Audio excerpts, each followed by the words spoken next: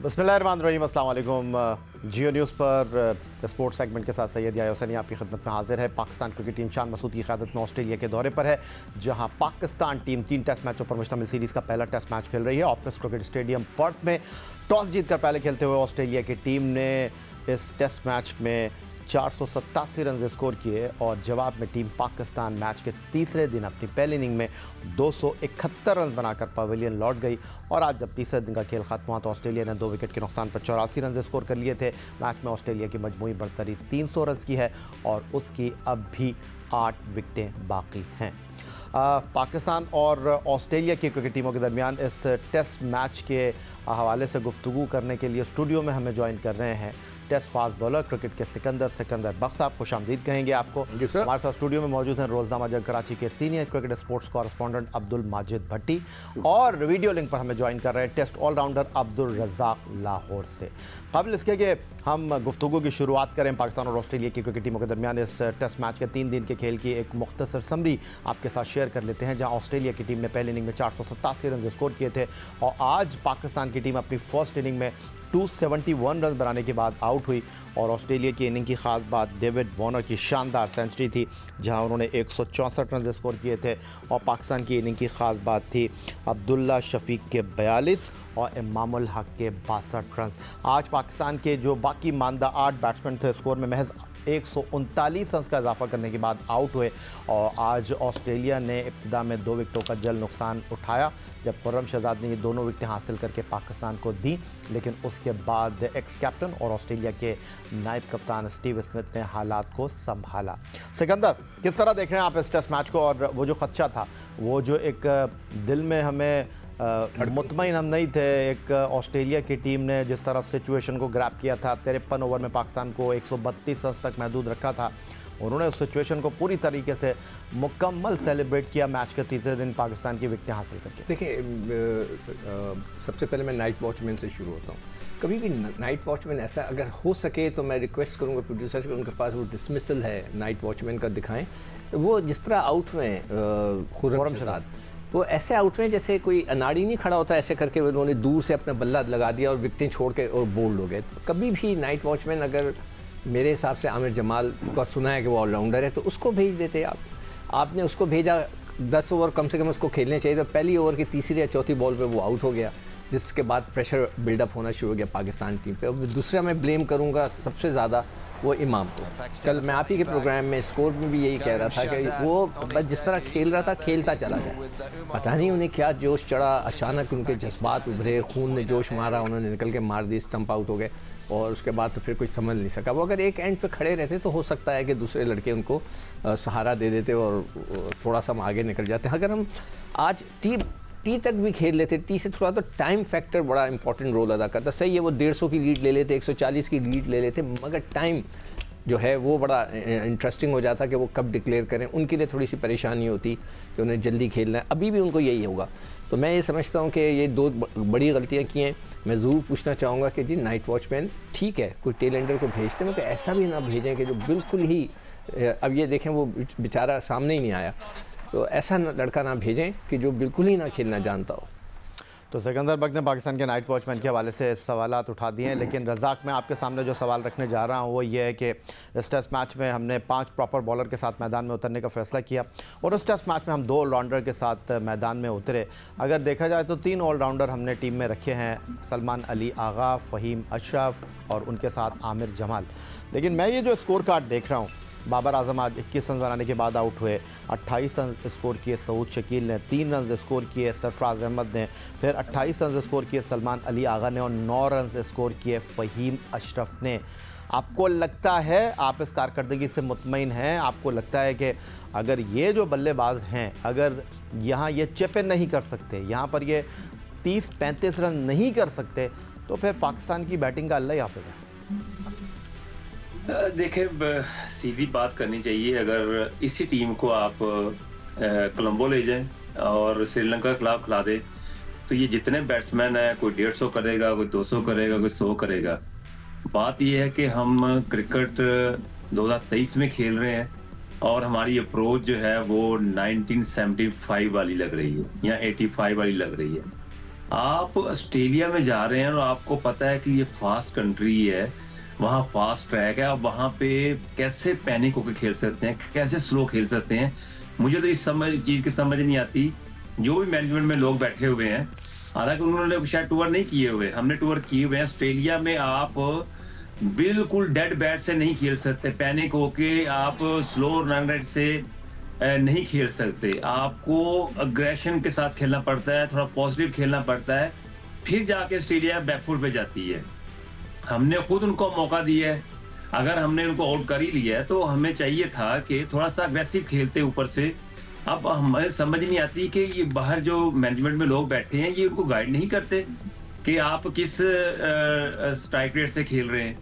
और वही बात फिर आ गई है कि ये मैं समझता हूँ कि ये जो पाकिस्तान क्रिकेट टीम जो भी खेल रही है, जिस अप्रोच से खेल रही है, तो उन लोगों से पूछा जाए जो इनके जिम्मेदार हैं कि क्या ये आप इनको कोचिंग देते हैं या ये इनको आप मेंटली आप बूस्ट करते हैं कि आपने ऑस्ट्रेलिया जैसी कंट्री में जाके फास्ट ट्रैक पे स्लो बैटिंग करनी है। तो मुझे इस क्रिकेट की समझ नहीं आ रही। बेशक आप 100 पे आउट हो जाते, आप थोड़ा अग्रेसिव खेलने जाते तो वो मैं मानने को तैयार हूँ, पर इस तरह डेड बैट से खेलकर इतने फास्ट ट्रैक पे स्लो रन्स करना, तो ये बिल्कुल नेगेटिव इम्पैक्ट पड़ रहा है पाकिस्तानी क्रिकेट पे। और अब मुझे नहीं लगता कि इस चीज़ की जिम्मेदारी कौन लेगा। मैं एक चीज़ कह सकूँ प्लीज़?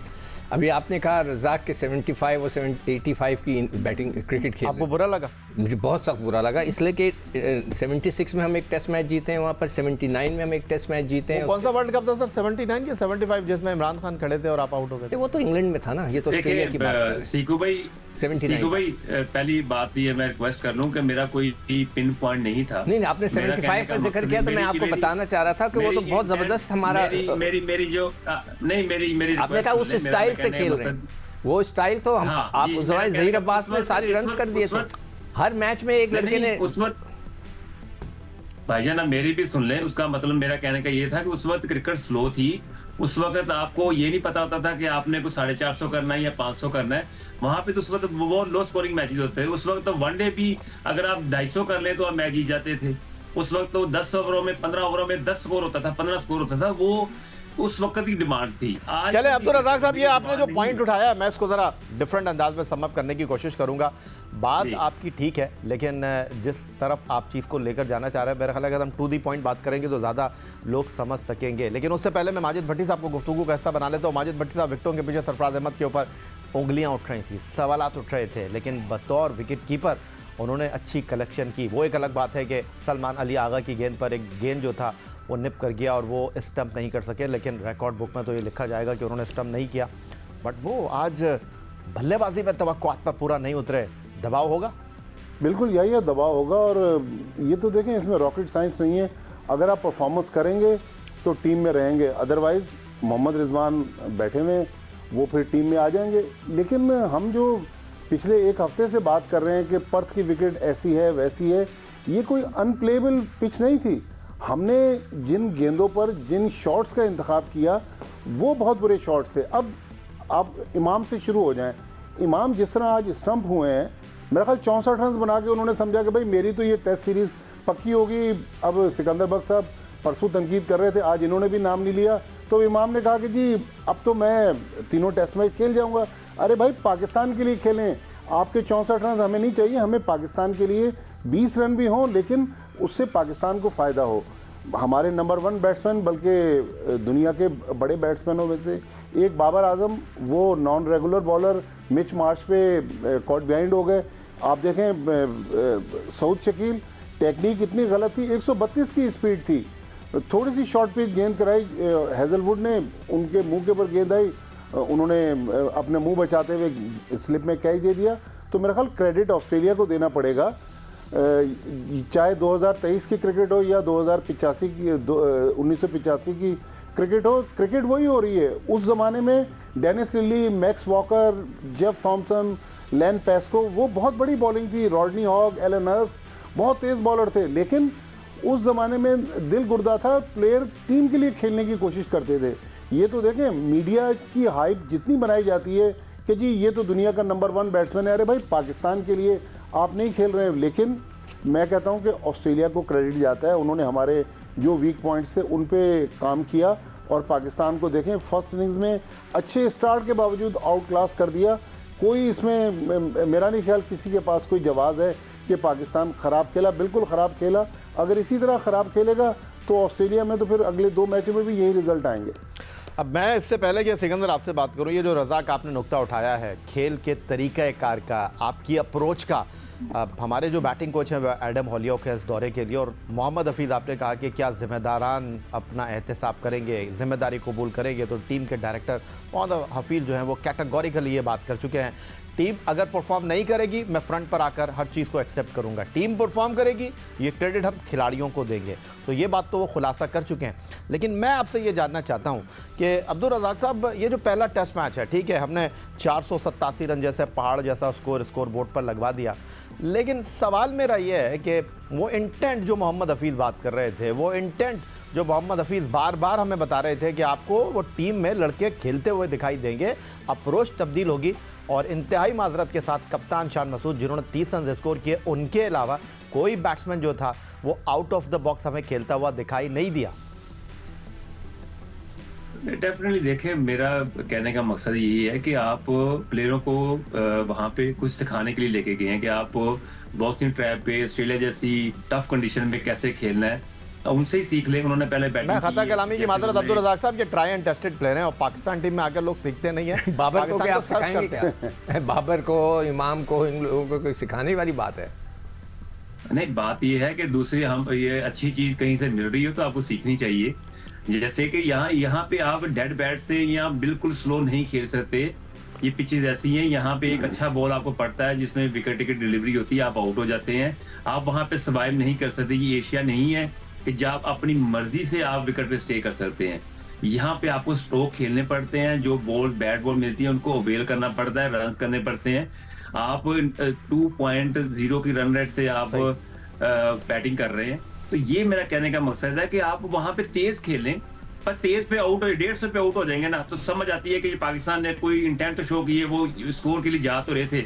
अब इस तरह ही खेलना है, 50 के लिए खेलना है, 40 के लिए खेलना है, तो फिर वो तो क्रिकेट तो फिर देखने का फायदा कोई नहीं। ठीक हो गया सिकंदर साहब, आपकी तरफ आ जाता हूँ। चलें ठीक है, पहली इनिंग है, हमको किसी को क्रिटिसाइज करते हुए थोड़ा सा हल्का हाथ रखना चाहिए कि ठीक है पहली इनिंग है, अभी तो इस टेस्ट सीरीज में 6 इनिंग्स हैं। बट मैं सीधा आपसे सवाल रखूंगा, आप ही ने कल सवाल उठाया था, टीम के कप्तान थे बाबर आजम, एक खिलाड़ी की हैसियत से आप खेल रहे हैं, उनके ऊपर दबाव था, अब उनको तमाम दबाव से आज़ाद होकर क्रिकेट खेलनी चाहिए, लेकिन आप उनकी कारकर्दगी से मुतमईन हैं क्या? उन्होंने जनाब टीम की जो बैकबोन है बैटिंग की, वो दबाव उन्होंने उठाया है, और वो अगर अच्छा चिप इन करते, और जिस तरह माजिद भट्टी कह रहे हैं कि उनको मिचेल स्टार्क ने आउट नहीं किया, पैट कमिंस ने आउट नहीं किया, नेथन लियोन ने आउट नहीं किया, उनको जोश हेजलवुड ने आउट नहीं किया, उनको पार्ट टाइमर मिचेल मार्श ने आउट किया। देखो कल से मैं बल्कि 2 दिन से यही बात कर रहा हूँ कि सारा प्रेशर जो है ना बाबर पे है। बाबर वर्ल्ड क्लास प्लेयर हैं, ठीक है, उनकी रैंकिंग, और पाकिस्तान में तो ऐसा है कि अगर उनके लिए कुछ कह दो तो एक हंगामा खड़ा हो जाए। 1975 में जावेद मियांदाद थे आपकी टीम की बैकबोन। 75 में तो नहीं थे, उतने नहीं, ज़हीर अब्बास था, माजिद खान थे, आसिफ इकबाल बन रहे थे वो बन रहे थे। तो हाँ, तो वो बन चुके हैं ना, नंबर 1 रह चुके हैं, तो उनको जिम्मेदारी लेनी चाहिए थी। देखें अभी जो रज़ाक कह रहे हैं कि स्लो खेलने की, मैं तो कह रहा था कि इमाम जिस तरह पहले दिन खेले, उन्होंने एक एंड को ब्लॉक किया, आज भी उनको ये खेलना था। उनको उस शॉट की क्या ज़रूरत थी जब हर चीज़, मतलब ये कि उनको पता था कि उन्होंने 60 कर लिए, सब कुछ हो गया, उन्होंने एक एंड ब्लॉक करके रखा। कई दफ़ा सिचुएशंस के हिसाब से खेलना पड़ता है। हमारी टीम इतनी तगड़ी नहीं है कि हम ऑस्ट्रेलिया में जाकर उनके साथ उनके खिलाफ तेज़ रन करके हम मैच जिता के आ जाएं। हमें पहले 400 रन, 450, 500 रन हुए थे, उनको बचाना भी तो था, हमें अपने फॉलो ऑन बचाना था, फिर उसके बाद हम लीड लेने की बात करते, तो हम जाते धड़ाधड़ मारना नहीं कर सकते थे, तो कम से कम उनको वहाँ खड़े रहना चाहिए था। इसलिए मैं 90% ब्लेम जो है ना इमाम को दूंगा कि उन्होंने क्यों मारा, उनको क्या ज़रूरत थी, वहाँ पे कोई ज़रूरत नहीं थी रन तेज़ बनाने की, बस सब खेलते रहते, आप एक एंड को ब्लॉक रखते। फिर बाबर का तो मैं पहले ही कह चुका हूँ कि जब तक उन्होंने 200 नहीं दिखाए, 6 इनिंग्स हैं उनके पास, एटलीस्ट वो 200 करेंगे 200 मुख्तलिफ इनिंगों में, फिर मैं मानूंगा कि वाकई वो बाबर आज़म है। अदरवाइज़ मेरे नज़दीक वो बाबर आज़म नहीं है। फिर चलें, आप माने ना माने, वो बाबर आज़म नहीं है, वो बाबर आज़म है। तो खैर मैं एक बात फिर आपको बता दूं, सिकंदर बख्त हमारे साथ मौजूद हैं, अब्दुल माजिद भट्टी हमारे साथ मौजूद हैं और वीडियो लिंक पर अब्दुल रज़ाक हमारे साथ मौजूद हैं।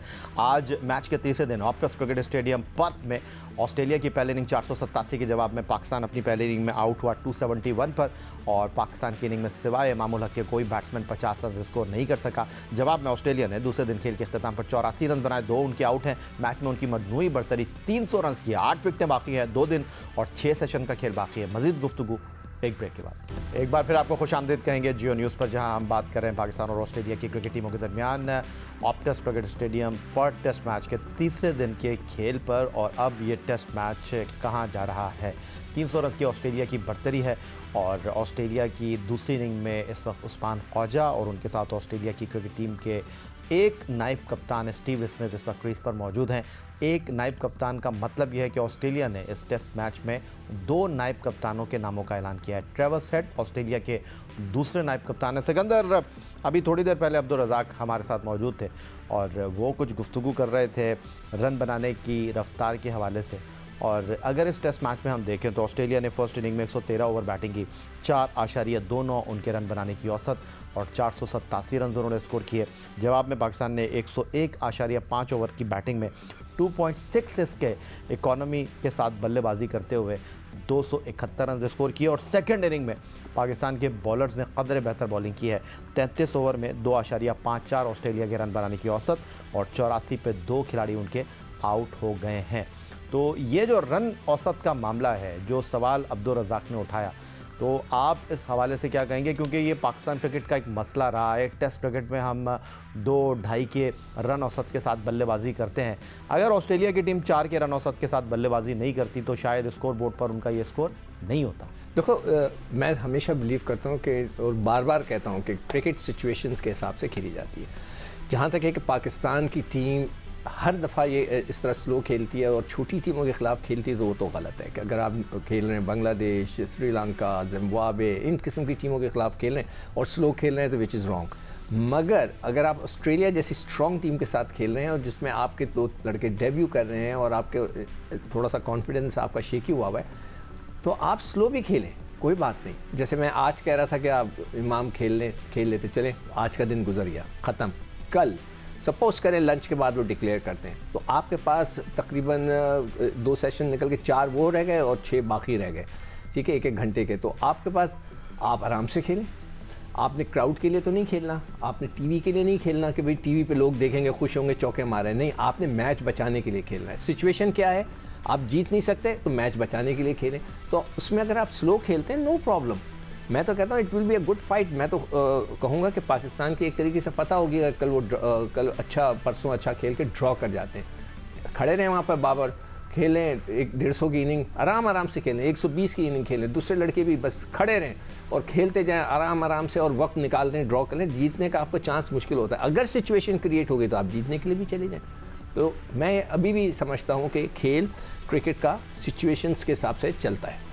माजिद, ये जो बात हो रही है, मैं अगर आपसे ये जानने की कोशिश करूं कि दूसरी इनिंग में पाकिस्तान के बॉलर कदर अच्छी लाइन और लेंथ के साथ बॉलिंग करते हुए दिखाई दिए, ख़ासतौर पर खुर्रम शहजाद, जिन्होंने आते ही ऑस्ट्रेलिया को 2 डेंट दिए। मार्नस लबुशैन और डेविड वॉर्नर पहली इनिंग के सेंचुरी मेकर को उन्होंने पवेलियन लौटाया और एक टाइम पर ऑस्ट्रेलिया 2 विकेटों का नुकसान उठा चुका था और स्कोर बोर्ड पर उनके 7 रन थे। आमिर जमाल ने विकेट नहीं ली, शाहीन शाह अफरीदी ने विकेट नहीं ली, लेकिन खुर्रम शहजाद ने इस टेस्ट मैच में एक अच्छा डेब्यू किया। अगर मैं कहूँ तो ये कहना गलत नहीं होगा। बिल्कुल, खुर्रम शहजाद ने बहुत अच्छा डेब्यू किया। पहली इनिंग्स में भी 2 विकेटें ली, आज भी उन्होंने 2 विकेटें ली। बल्कि आमिर जमाल ने भी देखें 6 विकेटें ली पहली इनिंग्स में, उन्होंने भी अच्छी बॉलिंग की। ये या वो 2 बॉलर्स थे जो पूरे डोमेस्टिक टूर्नामेंट में फर्स्ट क्लास क्रिकेट खेलते रहे। तीसरे जो बॉलर थे जो फर्स्ट क्लास क्रिकेट खेलते रहे वो मीर हमजा थे, लेकिन टीम मैनेजमेंट ने मीर हमजा को नहीं खिलाया।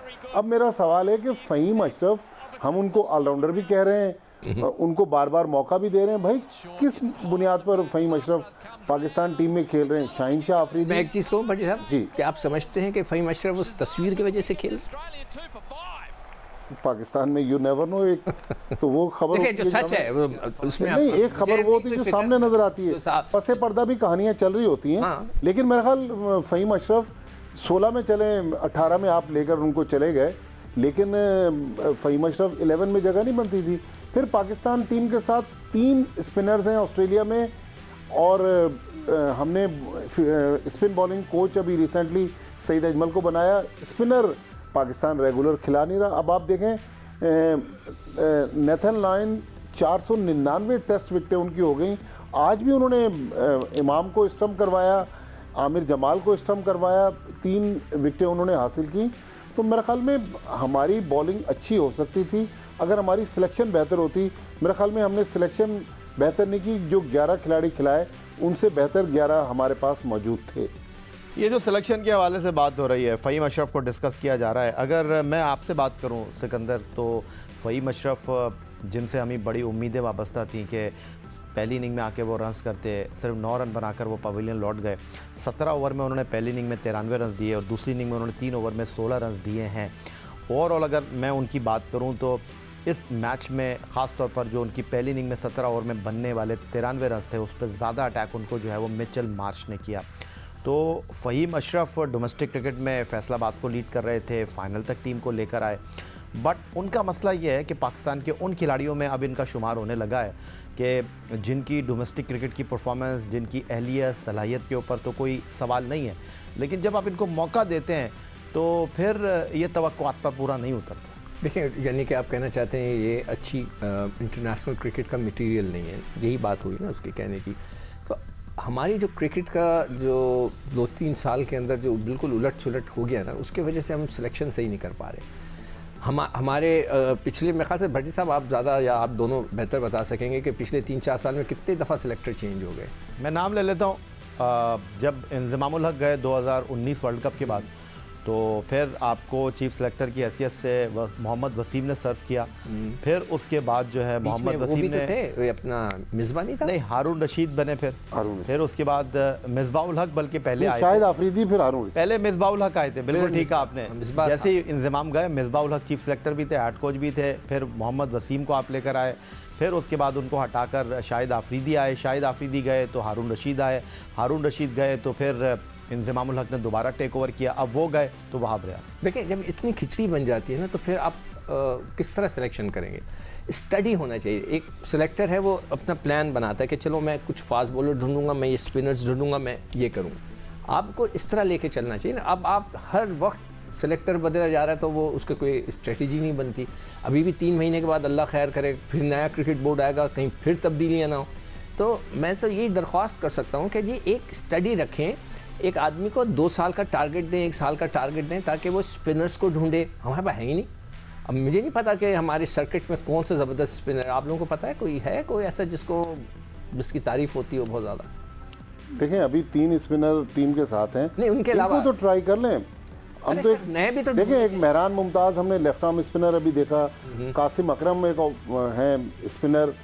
तो मतलब 2-4 स्पिनर कोई ऐसा एक्स्ट्राऑर्डिनरी है नहीं जिनको हम कह सकें कि किसी को बनाना तो चाहिए ना। भाई देखें, ये तो फिर जो इतने पैसे ले रहे हैं, टैलेंट हंट कर रहे हैं, ये सारा मैं तो अच्छा चलें ये बताएं माजिद भट्टी, अब 300 रन की लीड है 2 दिन। आज ही अखबार में है कि न्यूजीलैंड बांग्लादेश के खिलाफ अपने नए लड़कों को खिलाएगा। उसने नाम भी दे दिया कि इन सीनियर खिलाड़ियों को हम नहीं खिलाएंगे, नए लड़कों को हम खिलाएंगे। वो इस तरह होना चाहिए ना। आप जब छोटी टीमें आती हैं तो आप इन लड़कों को निकाल के खिलाएं। पिछले 3-4 साल में क्या हुआ है कि कोई छोटी टीम हो, बड़ी टीम हो, किसी खवातीन हमने खिलाया अफगानिस्तान के खिलाफ, नहीं वो एक दफ़ा खिला दिया ना, हार गए, नहीं तो फिर शोर मचा, डर गए। चलें, बहुत शुक्रिया आपका सिकंदर, बहुत शुक्रिया आपका अब्दुल माजिद भट्टी। और ब्रेक से पहले हमारे साथ मौजूद थे टेस्ट ऑलराउंडर अब्दुल रज़ाक।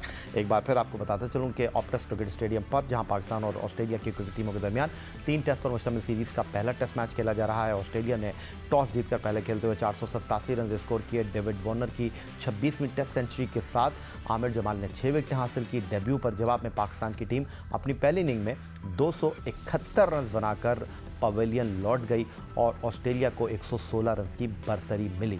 और फिर उसके बाद 216 रन की बरतरी मिली और फिर उसके बाद हुआ ये कि ऑस्ट्रेलिया ने सेकंड इनिंग में 84 किए हैं और उनके 2 खिलाड़ी आउट हैं। कल टेस्ट मैच का चौथा दिन है और इस टेस्ट मैच में फ़िलहाल ऑस्ट्रेलिया की टीम जो है वो ड्राइविंग सीट पर दिखाई दे रही है।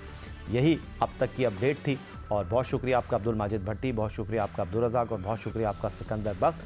सैयद याह्या हुसैनी जियो न्यूज़ से आपसे इजाज़त चाहेगा। अल्लाह हाफ़िज़।